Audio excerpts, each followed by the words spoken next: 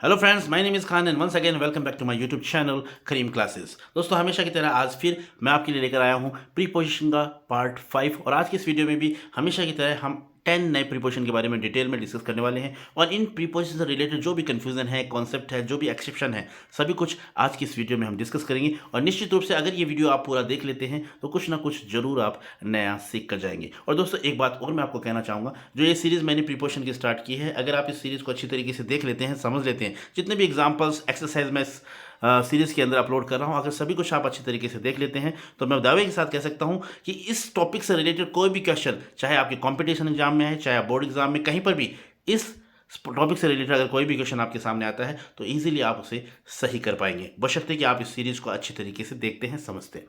तो चलिए बिना देरी के शुरू करते हैं आज की इस वीडियो को और देख लेते हैं कि आज की इस वीडियो में वो नए प्रीपोजिशन कौन से हैं जो हमें अच्छी तरीके से समझ लेने हैं। तो आज का जो हमारा पहला प्रीपोजिशन है, हालांकि वैसे ये 41 नंबर का प्रीपोजिशन है, अभी तक 40 प्रीपोजिशन के बारे में मैं आपको समझा चुका हूँ, ये 41वां है। तो आज का जो हमारा प्रीपोजिशन वो है ऑफ। ऑफ का कहाँ कहाँ किस सेंस में यूज़ होता है वो देख लेते हैं। तो सबसे पहले, यानी कहने का मतलब ऑफ का यूज़ जो है एक तरह से सेंस, संबंध दर्शाने के सेंस में इसका यूज़ हम करते हैं।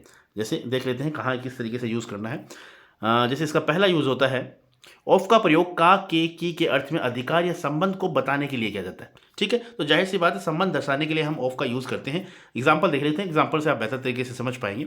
It is a good collection of stories, यानी कहानियों का, यानी का, के, की का सेंस आता है, एक संबंध दर्शाता है, तो उस सेंस में हम यूज़ करते हैं। तो आप समझ पा रहे होंगे, मैं समझ सकता हूँ कि आप समझ पा रहे हैं जो मैं आपको समझाना चाह रहा हूँ।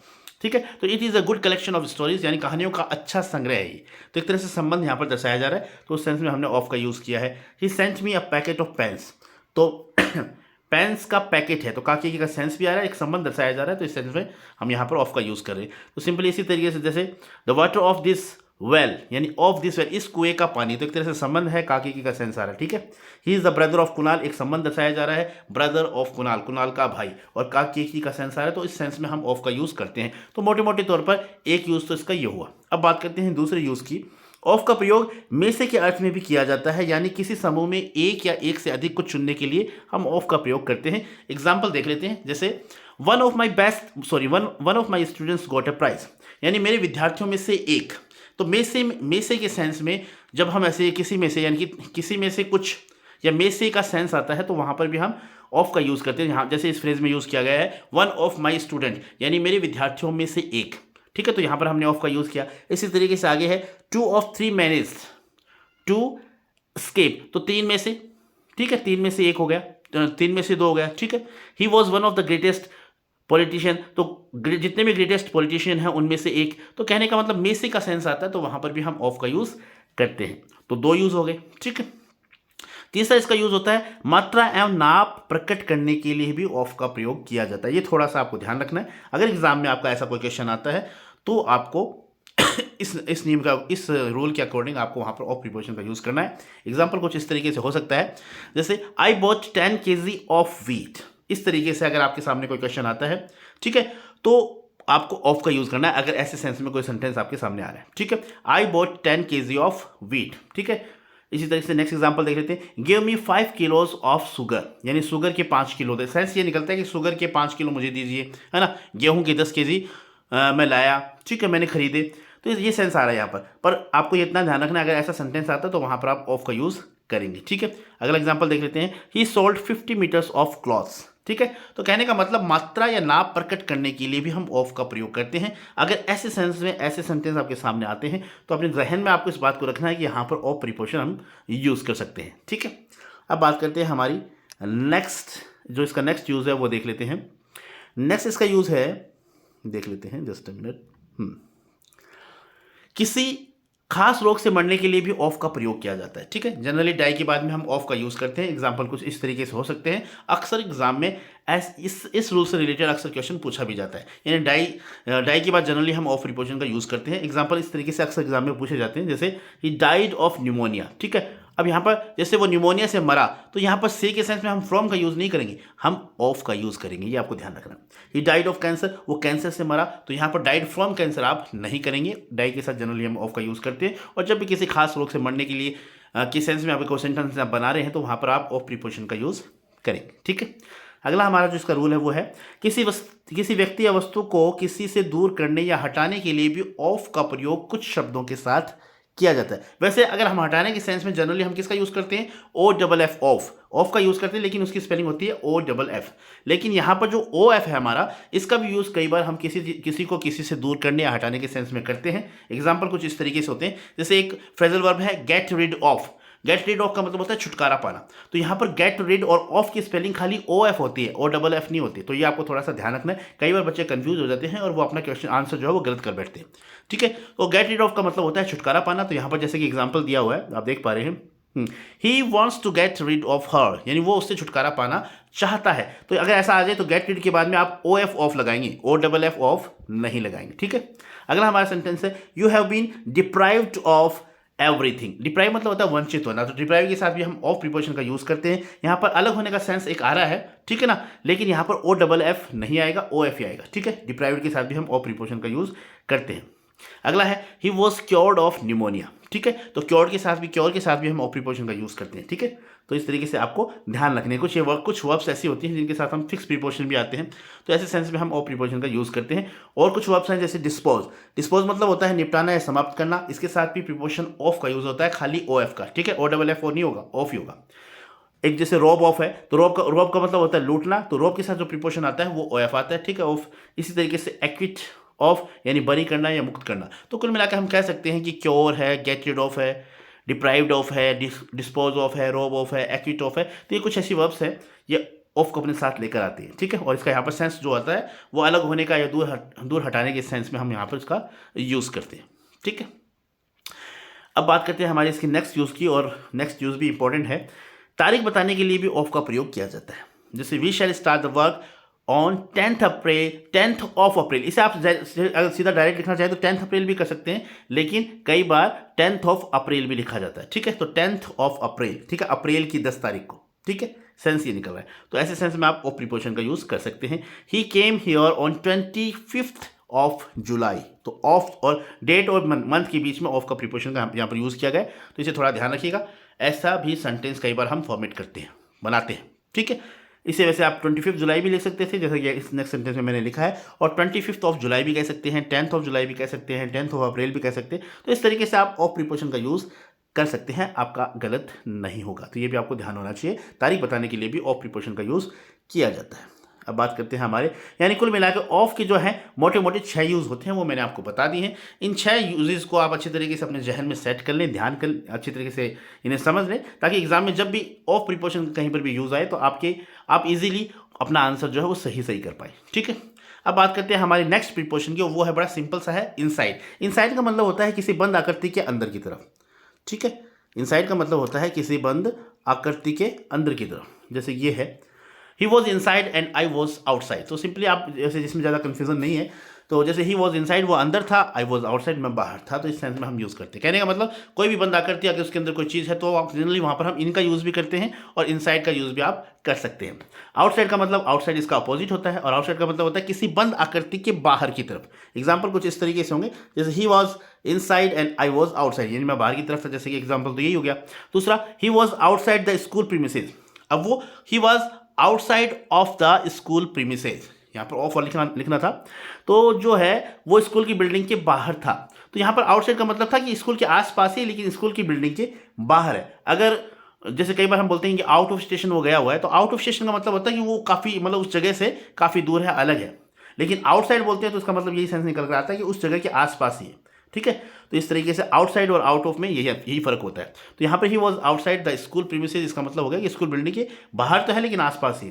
आई एम आउटसाइड ऑफ ऑफिस, यानी मैं ऑफिस के बाहर, यानी बाहर की तरफ हूँ, ऑफिस के अंदर नहीं, ऑफिस के बाहर हूँ लेकिन आसपास ही हूँ। तो ये सेंस निकल कर आता है, और कुल मिलाकर सीधी सी बात यही है कि इनसाइड का मतलब होता है किसी बंद आकृति के अंदर की तरफ, और आउटसाइड का मतलब होता है किसी बंद आकृति के बाहर की तरफ, आसपास ही। ठीक है, तो ये हो गए हमारे 43 प्रीपोजिशन। अब बात करते हैं नेक्स्ट प्रीपोजिशन की, ये भी बड़ा सिंपल है, बिहाइंड। बिहाइंड का यूज़ होता है पीछे के सेंस में। ठीक है, तो पीछे के सेंस में हम बिहाइंड का यूज़ करते हैं। एग्जाम्पल देख लेते हैं, I was behind Ram in the Q, यानी जो लाइन थी उस लाइन में मैं राम के पीछे था, तो पीछे के सेंस में हम बिहाइंड का यूज़ करते हैं। There is nobody standing behind me, मेरे पीछे कोई नहीं खड़ा है। तो कुल मिला के सीधा सा सिंपल सा इसका यूज़ है, बिहाइंड का यूज़ होता है पीछे के सेंस में। ठीक है, अब बात करते हैं अहेड ऑफ। अहेड ऑफ का थोड़ा सा कई बार बच्चे कंफ्यूज हो जाते हैं, हालांकि वैसे कंफ्यूजन वाला नहीं है, लेकिन फिर भी कई बार बच्चे कंफ्यूज हो जाते हैं। अहेड ऑफ का मतलब होता है जैसे कोई आपके आगे खड़ा है, अपनी पीठ करके आपके आगे खड़ा है, यानी एक लाइन है और उस लाइन में आपके आगे कोई बंदा खड़ा है, उसकी पीठ आपकी तरफ है, आपके मुंह की तरफ है ना, तो इस सेंस में हम कहते हैं कि वो जो बंदा आपके आगे खड़ा है वो आपके अहेड ऑफ है। ठीक है, जैसे I was ahead of Imran in the Q, यानी मैं इमरान के आगे खड़ा था लाइन के अंदर, यानी मैं इमरान के आगे पीठ करके, यानी मेरी पीठ इमरान को दिख रही थी, इस तरीके से मैं खड़ा था। तो ऐसे सेंस में हम अहेड ऑफ का यूज करते हैं। There is nobody standing ahead of me, यानी मेरे आगे कोई भी नहीं खड़ा। तो अहेड ऑफ का मतलब यही होता है कि जब कोई इंसान आपकी जस्ट आगे खड़ा है और उसकी पीठ आपकी तरफ है, तो इस सेंस में हम अहेड ऑफ का यूज करते हैं। ठीक है, अगला हमारा प्रीपोजिशन है एक्सेप्ट। एक्सेप्ट का मतलब होता है को छोड़कर या के अलावा। जैसे मिसाल के तौर पर आप ऐसे कह सकते हैं, this shop opens every day except Sunday, यानी ये दुकान जो है रोजाना खुलती है छोड़कर संडे को। तो यहां पर एक्सेप्ट का मतलब है संडे को नहीं खुलती, बाकी रोजाना खुलती है। तो इस तरीके से छोड़कर या के अलावा के सेंस में हम एक्सेप्ट प्रीपोजिशन का यूज करते हैं, ये आपको पता होना चाहिए। एक है बिसाइड्स। दोस्तों बिसाइड और एक प्रीपोजिशन आता है बिसाइड, खाली बिसाइड आता है, और एक है बिसाइड्स। बिसाइड्स का मतलब तो होता है के अतिरिक्त, और एक खाली बिसाइड आता है उसका मतलब होता है बगल में के सेंस में, यानी पास में, बगल में के सेंस में आता है। और यहाँ पर इसमें एस एक्स्ट्रा लग गया, तो यहाँ इससे आप अनुमान लगा लेंगे कि एस एक्स्ट्रा लगा, इसका मतलब बिसाइड्स का मतलब होता है के अतिरिक्त के सेंस में हम इसका यूज करते हैं। तो जैसे अगर एग्जाम्पल ये देख लेते हैं, do you eat anything else besides this, यानी इसके अतिरिक्त आप और क्या, और कुछ भी खाते हैं क्या, ये सेंस आ रहा है। तो यानी कहने का मतलब अतिरिक्त के सेंस में। एक्सेप्ट का मतलब था, तो एक्सेप्ट का मतलब तो था को छोड़कर, और बिसाइड्स का मतलब होता है के अतिरिक्त, यानी ये तो है ही, इसके अतिरिक्त और। ठीक है, आगे हम और एग्जांपल देखेंगे तो आप बेहतर तरीके से समझ पाएंगे। मैं आपके लिए प्रैक्टिस एक्सरसाइज भी इसी वीडियो में मैं आपको बताऊंगा, 50 सेंटेंसेस मैं आपके लिए लेकर आया हूँ, तो उनमें भी हम डिस्कस करेंगे। तो अच्छे तरीके से आप पूरे जितने भी प्रिपरेशन आज की इस वीडियो में मैं डिस्कस करने वाला हूँ, सभी कुछ अच्छे तरीके से आप समझ पाएंगे। तो कहने का मतलब मोटे मोटे तौर पर ये समझ लें कि बिसाइड्स का मतलब होता है के अतिरिक्त, और खाली बिसाइड यानी ऐसा अगर नहीं लगा हुआ है, खाली बिसाइड है, तो उसका मतलब होता है बगल में के सेंस में, यानी आपके बगल में कोई बैठा है तो आप कह सकते हैं कि he is sitting beside me. इस तरीके से आप अपना सेंटेंस बना सकते हैं। ठीक है, तो बिसाइड और बिसाइड्स में मोटा मोटा ये फर्क होता है। अगला हमारे एग्जाम जो प्रीपोजिशन वो है ड्यूरिंग। ड्यूरिंग का मतलब होता है के दौरान, और के दौरान के सेंस में इसका यूज करते हैं। एग्जाम्पल इस तरीके से हो सकता है, आई was in Jaipur during vacations, यानी छुट्टियों के दौरान मैं जयपुर में था। तो दौरान के सेंस में हम ड्यूरिंग का यूज करते हैं। अब अगला हमारा जो प्रीपोजिशन है वो है टिल या अनटिल। देखो टिल और अनटिल जो होते हैं ये कंजक्शन के रूप में भी यूज होते हैं, और एज ए प्रीपोजिशन भी इनको यूज किया जाता है। और इनका यूज प्रीपोजिशन के, जब प्रीपोजिशन के रूप में यूज किया जाता है तो तक के सेंस में इसका यूज किया जाता है। जैसे आई विल वर्क टिल 8, यानी मैं 8 बजे तक काम करूंगा। वी स्टे टिल संडे, हम संडे तक ठहरे वहाँ। And I was there still Saturday, मैं सैटरडे तक वहाँ था। तो तक के सेंस में हम टिल का, समय के साथ तक के सेंस में हम टिल का यूज करते हैं। ठीक है, तो ये टिल या अनटिल का यूज हम करते हैं। ठीक है, आगे देख लेते हैं। बस टिल और अनटिल में एक छोटा सा फर्क होता है, हालांकि दोनों का यूज तक के सेंस में आता है, लेकिन टिल का जो यूज है वो मैं आपको बता दूं। टिल और अनटिल दोनों का यूज तक के सेंस में आता है। अब अनटिल में क्या होता है, अनटिल का मतलब होता है, अनटिल एक तरह से अपने आप में नेगेटिव वर्ड है। ठीक है, अनटिल का मतलब होता है till the time it doesn't happen, यानी अपने आप में अनटिल के साथ कभी भी नोट लगकर नहीं आता। कहने का मतलब ये आप अच्छी तरीके से समझ लें। ठीक है, जैसे एग्जांपल है, I will go on singing until it rains. अब यहाँ पर ऐसा नहीं कहेंगे कि जब तक बारिश होती है तब तक मैं गाता रहूंगा। यहाँ पर अनटिल इट रेन्स है ना, इसका मतलब ही अपने आप में नेगेटिव है, और इसका मतलब ये होता है जब तक बारिश नहीं होगी तब तक मैं गाता रहूंगा। यानी अनटिल इट रेन्स, इसका मतलब अपने आप में नेगेटिव में आएगा, नेगेशन का भाव यहाँ पर छिपा होता है अनटिल के अंदर ही। अनटिल के साथ कभी भी नोट का यूज नहीं किया जाता, ये बात आप अच्छी तरीके से समझ लें। ठीक है, तो अनटिल इट रेन्स ऐसा नहीं होगा, अनटिल इट डजंट रेन ऐसा नहीं होगा कभी भी। ठीक है ना, तो अनटिल इट रेन्स, तो इसका मतलब यही होता है कि जब तक बारिश नहीं होगी आई विल गो ऑन सिंगिंग, मैं गाता रहूंगा। तो बस टिल और अनटिल में यही फर्क होता है, बाकी इनका यूज दोनों का समय के साथ तक के सेंस में हम करते हैं। ठीक है, अब हमारा लास्ट प्रीपोजिशन आज की इस वीडियो का वो है अप टू। अप और टू दोनों को अलग अलग करके लिखा गया है, और इसके भी काफ़ी यूजेस हैं। मैंने जो प्रैक्टिस एक्सरसाइज है इसमें काफ़ी एग्जांपल इसके लिए हैं। यहाँ पर मोटे मोटे तौर पर मैं आपको बता दूं कि कहाँ कहाँ इसका यूज़ होता है। एक तो किसी दूरी तक के सेंस में हम इसका यूज़ करते हैं। एग्जाम्पल मिसाल के तौर पर देख लें, आई रेन अप टू 5 किलोमीटर्स, यानी मैं 5 किलोमीटर तक, यानी यहाँ पर भी तक का ही सेंस है, लेकिन किसी दूरी के ठीक है। टिल का यूज़ तो हम समय तक के सेंस में कर रहे थे, यहाँ पर अप टू का यूज़ होता है किसी दूरी तक के सेंस में, ठीक है। तो मैं 5 किलोमीटर तक दौड़ा तो इस सेंस में हम अप टू का यूज़ करते हैं। दूसरा इसका यूज़ होता है किसी जगह तक के सेंस में, यानी I just went up to Jhunjhunu, मैं झुंझुनू तक गया, तो तक का सेंस तो आ रहा है, लेकिन यहाँ पर किसी जगह की बात हो रही है, समय की बात नहीं हो रही, ठीक है। किसी उम्र तक, यानी किसी उम्र की बात हो रही है तो आप कह सकते हैं you shouldn't keep mobile up to 18। तो यहाँ पर एक तरह से नंबर की या उम्र की बात हो रही है, तो इस सेंस में भी हम अप टू का यूज़ करते हैं। तक के सेंस में जगह की, जब जगह की बात होती है तो वहाँ पर भी हम तक के सेंस में अप टू का यूज़ करते हैं। दूरी की बात हो रही है तो वहाँ पर भी हम तक के सेंस में अप टू का यूज़ करते हैं। लेकिन अगर समय की बात होती है तो वहाँ पर तक के सेंस में हम टिल या अनटिल का यूज़ करते हैं। तो कुल मिला के ये 10 प्रीपोजिशन थे, और जहाँ तक मेरे लिए मेरे मुझसे संभव हो सका मैंने सभी यूजेज जो इनके हैं वो आपको इसी एक वीडियो में इन 10 प्रीपोजिशन के सभी वीडियो मैंने बताने का प्रयास किया, और मुझे उम्मीद है ये सभी यूजेज आपको अच्छी तरीके से समझ में आ गए होंगे। अब जल्दी से ये जो प्रैक्टिस एक्सरसाइजेज इसमें मैंने 50 सेंटेंस इंक्लूड किए हैं, ये सभी सेंटेंस इन्हीं 10 प्रीपोजिशन से रिलेटेड हैं, तो इन्हें फटाक से जल्दी से हम देख लेते हैं ताकि आप बेहतर तरीके से इस पूरे वीडियो का एक सार समझ पाएँ, ठीक है। और अगर आप इन सभी एग्जांपल्स को अच्छे तरीके से देख लेते हैं, एक तरह से आपका ये रिवीजन हो जाएगा और फिर आप कभी भी इन प्रीपोजिशन को नहीं भूलेंगे, ठीक है। तो देख लेते हैं हमारा ये जो प्रैक्टिस एक्सरसाइज इसे देख लेते हैं। जैसे फटाफट देख लेते हैं कौन कौन सी एग्जांपल है। जैसे कि हमारा पहला एग्जांपल है, आप देख पा रहे हैं, I will teach you till the exam, sorry,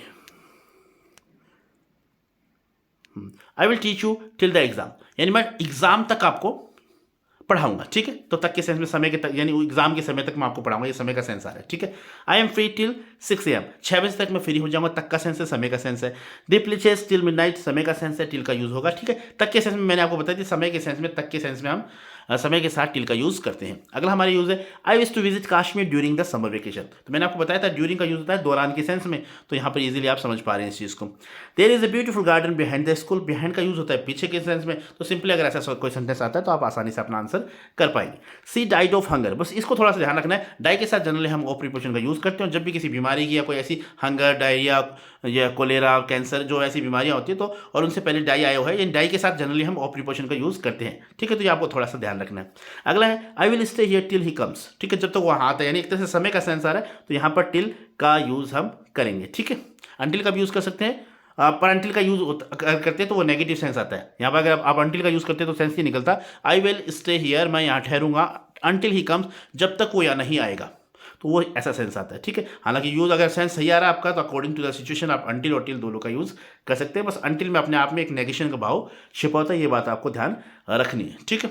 अब बात करते हैं हमारे नेक्स्ट सेंटेंस की, और नेक्स्ट सेंटेंस हमारा ये रहा, जैसा कि आप देख पा रहे हैं, I will be there till 4 o'clock, तो समय की बात है, टिल का हमने यूज किया, ठीक है। There is a field behind my house, पीछे का सेंस आ रहा है इसलिए मैंने बिहाइंड का यूज किया। Wait till the end, last तक वेट करना है, तो ऐसे सेंटेंसेस फ्रेज, ये सेंटेंस भी आप अच्छी तरीके से देख लें, हो सकता है एग्जाम में ऐसा ही सेंटेंस आपके सामने आ जाए, क्योंकि मैंने सभी इंपॉर्टेंट सेंटेंस हैं वो शामिल किए हैं, तो आप इन सेंटेंसेस को अच्छी तरीके से देख ही लें। बाकी रूल कॉन्सेप्ट को तो आपको समझना ही है, हो सकता है एग्जाम में ऐसा ही कोई सेंटेंस पूछा जाए तो फिर आपको सोचना ना पड़े, सीधा सिंपली आप अपना आंसर कर पाए। तो wait till the end, generally ऐसे सेंटेंस कई बार हम किताबों में देखते हैं, तो यहाँ पर टिल का सेंस वही है, जैसे समय के साथ टिल तक के सेंस में हमने यहाँ पर टिल का यूज़ किया, ठीक है। The sun is behind the clouds, तो पीछे के सेंस में बिहाइंड का यूज़ किया है। I used to study till late at night, तो वही समय के सेंस में हमने टिल का यूज़ किया है। You can stay here till tomorrow, तो वही समय के सेंस में टिल का यूज़ किया है। टिल के मैंने काफ़ी एग्जाम्पल यहाँ पर आपको दिए। Please wait till his return, यानी जब तक वो लौटता है तब तक आपको यहाँ पर प्लीज़ वेट करिए आप, तो यहाँ पर भी टिल का सेंस हमने समय के साथ तक के सेंस में किया। अगला हमारा सेंटेंस है he comes of noble parents, तो ये एक तरह से संबंध दर्शा रहा है, ठीक है। यानी ही कम्स ऑफ, यानी वो एक तरह से उनकी संतान है, ऐसा सेंस निकल आ रहा है, एक उदार माता पिता की वो संतान है या उनका एक अंश है। तो यहाँ पर कम के साथ हम जनरली ऑफ प्रीपोजिशन का यूज़ करते हैं, बड़ा ही यूनिक सेंटेंस है, देख लीजिएगा अगर एग्जाम में ऐसा कोई सेंटेंस आता है तो आपको ऑफ प्रीपोजिशन का यूज़ करना है। इसका सेंस ऐसा ही निकलता है कि वो यानी एक उदार माता पिता की वो संतान है, ऐसा सेंस इसका निकलता है, ठीक है। He was up to his knees in water, तो अप टू का मतलब जैसा कि मैंने आपको बताया कि जैसे घुटनों तक के सेंस में, जैसे यहाँ पर ये सेंस आ रहा है घुटनों तक, यानी he was up to his knees in water, यानी वो पानी में अपने घुटनों तक था। तो समय के अलावा अगर कोई कहीं पर तक का सेंस आ रहा है तो आप इस तरीके से अप टू का यूज़ कर सकते हैं। बस इतना आपको ध्यान रखना, अप टू को मिलाकर नहीं लिखना, अप टू अलग अलग होता है, ठीक है। ही काउंटेड अप टू 50, तो वही नंबर की बात आ रही है, तो वहाँ पर आप अप टू यानी उसने 50 तक गिने, तो इस सेंस में हम समय के अलावा अगर कोई सेंस आ रहा है तो हम वहाँ पर अप टू का यूज़ करेंगे, ठीक है। अगले हम सेंटेंस देख लेते हैं, सेंटेंस नंबर 18, ये देख लेते हैं। ही डाइड ऑफ कैंसर, तो जैसा कि मैंने आपको बताया था बीमारी वगैरह होती है तो वहाँ पर ऑफ प्रीपोजिशन का यूज़ हम करते हैं। My shoes are made of leather, यहाँ पर मेड के साथ आपको ऑफ का यूज़ करना है। जनरली वैसे अगर मैंने आपको बताया जब मैं फ्रॉम का यूज़ आपको बता रहा था, जैसे T is made from milk, जब किसी चीज़ से आप कोई चीज़ बनाते हैं उसका रूप परिवर्तित हो जाता है तब तो हम मेड के साथ फ्रॉम का यूज़ करते हैं, ठीक है। और अदरवाइज अगर रूप परिवर्तन नहीं हो रहा और वो चीज़ उस चीज़ के अंदर दिख रही है जिस चीज़ की बनी हुई है, तो वहाँ पर हम ऑफ का यूज़ करते हैं, भले ही से का सेंस आ रहा लेकिन वहाँ पर हम ऑफ का यूज़ करेंगे, ठीक है। तो यहाँ पर my shoes are made of leather, तो इसका मतलब है मेरे जूते जो हैं चमड़े के बने हुए हैं, तो चमड़ा जूतों में दिख रहा है इसका मतलब यहाँ पर ऑफ प्रीपोजिशन का यूज़ करेंगे। अगर वो चीज़ उस चीज़ का रूप बदल जाता है तो फिर हम फ्रॉम का यूज़ करते हैं, ठीक है। जैसे कि मैंने आपको एग्जाम्पल बताया था, T is made from milk, यानी दूध से बनते दूध का रूप परिवर्तित हो जाता है, इसलिए हमने मेड के साथ फ्रॉम प्रीपोजिशन का यूज़ किया था। ये थोड़ा सा कॉन्सेप्ट आप ध्यान रखेंगे और मैं तो ये कहूँगा कि 2 एग्जाम्पल आप अच्छी तरीके से रख लीजिए ताकि आप किसी तरह के कन्फ्यूजन में न फंसे। My shoes are made of leather and tea is made from milk, concept अपने आप आपको याद हो जाएगा, ठीक है। अगला हमारा सेंटेंस है Sita is fond of sweets, तो फॉन्ड के साथ जनरली हम ऑफ प्रीपोजिशन का यूज करते हैं। सीता जो है मिठाइयों की शौकीन है, जब भी आपके सामने फॉन्ड जो वर्ब आती है तो उसके साथ आप ऑफ प्रीपोजिशन का यूज करेंगे, ठीक है। ये फिक्स प्रीपोजिशन है। The decision is up to you, up to you का यूज जो है चॉइस के सेंस में भी करते हैं, जैसे the decision is up to you, ये डिसीजन जो है वो आप पर है, यानी आप पर निर्भर करते हैं ना, आपकी चॉइस पर निर्भर करता है, तो चॉइस के सेंस में भी हम अप टू का प्रीपोजिशन का यूज करते हैं, ठीक है। I am afraid of this side, तो अफ्रेड के साथ ऑफ प्रीपोजिशन का यूज करते हैं, फिक्स प्रीपोजिशन है तो आप अच्छी तरीके से याद कर लीजिएगा। I work every day except Sunday, तो यहाँ पर मैंने पीछे आपको बताया था कि एक्सेप्ट का यूज होता है छोड़कर, के अलावा, तो संडे के अलावा मैं रोजाना काम करता हूँ, यानी संडे को नहीं करता बाकी सभी दिन करता हूँ, तो यहाँ पर छोड़कर का सेंस आ रहा है, ठीक है। एवरीबडी नोज इट एक्सेप्ट मी, यानी सब जानते हैं मुझे छोड़कर, मैं नहीं जानता बाकी सब जानते हैं, तो कहने का मतलब मुझे छोड़कर मेरे अलावा सब जानते हैं, ये सेंस यहाँ पर आ रहा है, ठीक है। This table is made of would, तो ये टेबल जो है लकड़ी की बनी हुई है, यानी लकड़ी जो है वो दिख रही है टेबल में, इसलिए हमने ऑफ का यूज किया, अदरवाइज हम फ्रॉम का यूज करते हैं। I will go on singing until it rains, जब तक बारिश नहीं होगी मैं गाना गाता रहूंगा, तो अंटिल का मतलब एक तरह से नेगेटिव सेंस आता है, समय के सेंस में हम यूज करते हैं, ठीक है। I am ashamed of my self, तो अशेम्ड के साथ हम ऑफ प्रीपोजिशन का यूज करते हैं, ये आपको ध्यान रखना है। अगले एग्जांपल्स देख लेते हैं। Everyone except me was invited, यानी मुझे छोड़कर सभी को इन्वाइट किया गया, यानी मेरे अलावा सभी को किया गया, तो एक्सेप्ट का सेंस मतलब मुझे छोड़कर, ठीक है। ही hide behind the tree, behind का सिंपल यूज होता है, पीछे के सेंस में हम करते हैं। You will get allowance besides your पे, बिसाइड्स का मतलब होता है के अतिरिक्त, यानी तुम्हारी तनख्वाह के अतिरिक्त तुम्हें अलाउंस भी, भत्ते भी मिलेंगे, तुम भत्ते भी प्राप्त करोगे, तो बिसाइड का मतलब होता है क्या, ये चीज़ तो आपको मिलेगी, इसके अलावा ये चीज़ भी आपको मिलेगी, के अतिरिक्त का सेंस आता है, ठीक है। एवरीबडी इज बिजी एक्सेप्ट मी, यानी मेरे अलावा सब बिजी है, मैं बिजी नहीं हूँ बाकी सब बिजी हैं, तो यहाँ पर एक्सेप्ट का मतलब है को छोड़ करके सेंस में, ठीक है। अब देख लेते हैं नेक्स्ट एग्जाम्पल। हमारे नेक्स्ट एग्जाम्पल है we go to school every day except on Sundays, यानी संडे को छोड़कर हम रोजाना स्कूल जाते हैं, तो कहने का मतलब को छोड़कर के सेंस में यहाँ पर हमने एक्सेप्ट का यूज किया है। Rahul ran up to 5 kilometer, तो दूरी के सेंस में अप टू का यूज करते हैं। We have come up to 60 kilometer, तो वही दूरी के सेंस में आप अप टू का यूज़ तक के सेंस में करते हैं। I was in the tuition up to 4 o'clock, तो वही टिल 4 o'clock भी आ सकते हैं यहाँ पर, टिल 4 बजे तक, टिल 4 o'clock का भी यूज़ आप कर सकते हैं। I was in the tuition till 4 o'clock, मैं 4 बजे तक ट्यूशन में था, ठीक है ना, टिल का यूज़ भी कर सकते हैं, ठीक है। अगला हमारा है ही प्रैक्टिस, यहाँ पर अप टू के बजाय टिल का ज़्यादा बेहतर रहेगा। ही प्रैक्टिस अप टू 6 o'clock, तो उसने अभ्यास किया, अप टू का भी सेंस आ रहा है और टिल का भी सेंस आता है जनरली, वैसे समय के सेंस में हम टिल का ही ज़्यादा यूज़ करते हैं, तो टिल 6 o'clock, उसने 6 बजे तक जो है प्रैक्टिस की, ठीक है। आगे हमारा एग्जांपल है, ये देख लेते हैं। We were in Dubai up to 2 March, यानी 2 मार्च तक वो हम दुबई में थे, तो अप टू तक के सेंस में, तो यहाँ पर भी आप अप टू का यूज़ करेंगे। Our examination will finish up to 20 March, यानी 20 मार्च तक हमारे एग्जामिनेशन खत्म हो जाएंगे, तो इस तरीके से यहाँ पर भी हम अप टू का यूज़ करेंगे। Water was up to my knees, पानी जो है मेरे घुटनों तक था, तो तक के सेंस में यहाँ पर अप टू का यूज़ करेंगे। His height is up to my shoulder, तो ऐसे सेंस में आप अप टू का यूज़ करते हैं तक के सेंस में। Children can count up to 100, यानी 100 तक बच्चे गिन सकते हैं, तो तक के सेंस में आप सिंपली अप टू का यूज़ करते हैं, ठीक है। अब आगे देख लेते हैं कुछ और एग्जाम्पल। ये एग्जांपल है, I can check up to 10 copies, यानी 10 कॉपी तक का सेंस में आ रहा है, तो सिंपली अप टू का, टिल का, अनटिल का आप यूज कर लेते हैं, ठीक है। आगे है it is up to you whether you will go or not, up to you यानी एक तरह से चॉइस की बात हो रही है, तो आप अप टू का यूज़ करेंगे। It is up to him, ये भी यहाँ पर भी चॉइस की बात हो रही है, तो चॉइस के सेंस में आप अप टू का यूज़ करेंगे। This job is not up to you, यहाँ पर ये सूटेबल, एक तरह से उपयुक्तता का भी सेंस आता है, ठीक है ना, अगर आप ये चीज़ आपके लिए सूटेबल है कि नहीं, तो इस सेंस में भी हम अप टू का यूज़ करते हैं, ठीक है। This work is not up to you, ये काम आपके मतलब आपको शोभा नहीं देता, आपके लिए नहीं है, तो इस सेंस में भी हम अप टू का यूज़ करते हैं। Toys are inside the drawer और कोई बंद आकृति होती है, उसके अंदर कोई चीज़ की बात होती है, तो वहाँ पर हम इनसाइड का यूज़ करते हैं। What is inside the box, यानी बॉक्स के अंदर क्या, यानी एक बंद आकृति की बात है, तो इस सेंस में हम इनसाइड का यूज़ कर सकते हैं। जनरली हम इनसाइड इन का भी यूज़ हम यहाँ पर कर सकते हैं, वैसे इनसाइड का यूज़ भी सही है, गलत नहीं। My brother was outside of the room, मेरा भाई जो था कमरे से बाहर था, यानी कमरे के आसपास, ज़्यादा दूर नहीं, आसपास ही, लेकिन कमरे की जो चार दीवारी है उससे बाहर था, तो यहाँ पर बाहर के सेंस में हम आउटसाइड का यूज़ करेंगे। अगला है besides red and blue pen I have a green pen as well, यानी लाल और ब्लू पेन के अलावा, ये दो पेन तो मेरे पास हैं ही, इसके अलावा मेरे पास हरा पेन भी है, तो के अतिरिक्त के सेंस में हम बिसाइड का यूज़ करते हैं। तो ये थे 50 एग्जाम्पल। आज का जो वीडियो था इसमें जो मैंने प्रीपोजिशन शामिल किए वो जनरली वैसे सामान्य प्रीपोजिशन ही है, ज़्यादा टिपिकल नहीं है, ऑफ और अप टू को थोड़ा सा छोड़कर। तो जैसे एक्सेप्ट है, इसमें भी थोड़ा सा कन्फ्यूजन कई बार बच्चों को रहता है। वैसे कुल मिलाकर हमें सभी प्रिपोजिशन पढ़ने, तो इन प्रिपोजिशन को भी अच्छी तरीके से देख लीजिएगा। 50 एग्जाम्पल्स अपनी नोटबुक में नोट कर लीजिएगा। जितने भी वीडियोस मैं अपलोड कर रहा हूँ सभी वीडियोस को एक तरह से नोट्स के रूप में मैं आपके लिए लेकर आ रहा हूँ, तो ईजी रहेगा आपका अपनी नोटबुक में नोट करने के लिए, नोट करना, ताकि जब भी आपको मौका मिले तो इन्हें आप रिवाइज कर सकते हैं। तो ये था आज का video. This is all about the video. I hope you like this video. And if you did, please give it a like and share with your friends and siblings who are interested in learning grammar and who are especially in 9th, 10th and 11th, 12th class. Once again, thank you so much for watching this video till the very end. See you soon in next video. Till then, take care of yourself. Keep watching, keep growing, keep learning, keep smiling. Once again, thank you. Have a nice day.